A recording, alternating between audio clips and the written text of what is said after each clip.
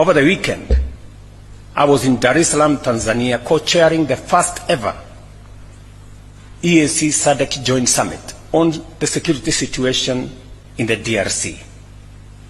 Together with other leaders, we called for an immediate ceasefire, humanitarian access, and a peaceful resolution through a merged Nairobi-Luanda process that will centralize around dialogue. We made it very clear that there cannot be, and there is no possibility, of a military solution to this DRC problem. It is regrettable that diplomatic missions and peacekeeping forces, including SADC and UN personnel, have come under attack in DRC.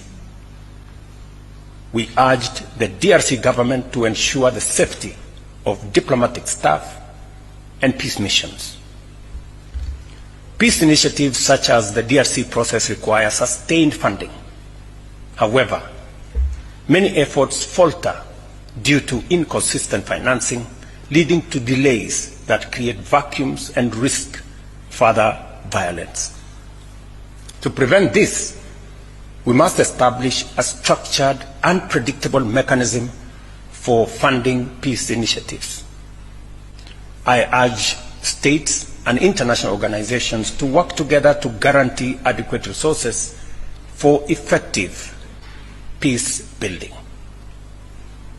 In fact, as part of the reorganization of the Africa Union in the reform process, is to do more around conflict prevention and peace building,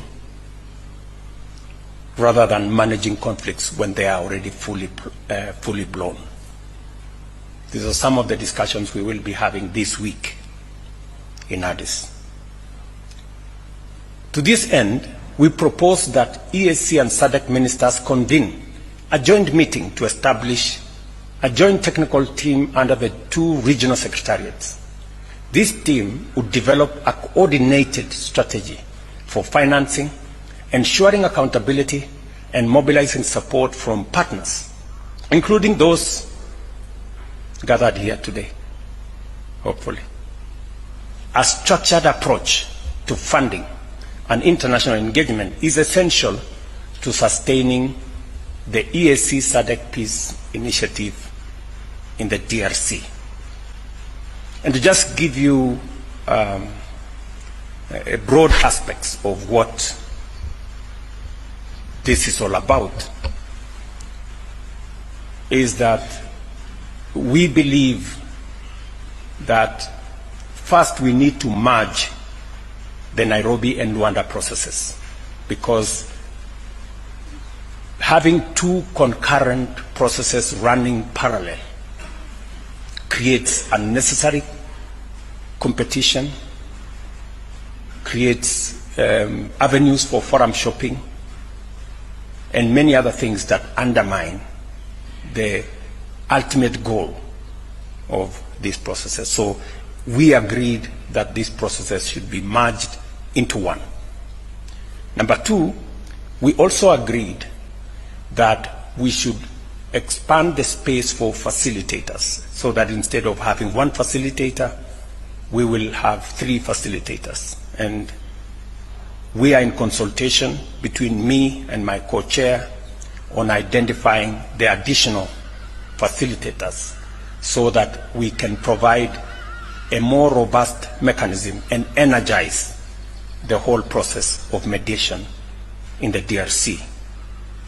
And number 3 is to focus on both intra-Congolese dialogue amongst the parties in the DRC, and also in the dialogue between DRC and its neighbors, more particularly with Rwanda. That will be the focus of the mediation process and the facilitation process, and the merger of these two processes. We will be proposing for an endorsement from the summit of the African heads of state. And to avoid the pitfalls of the past, both processes suffered funding challenges.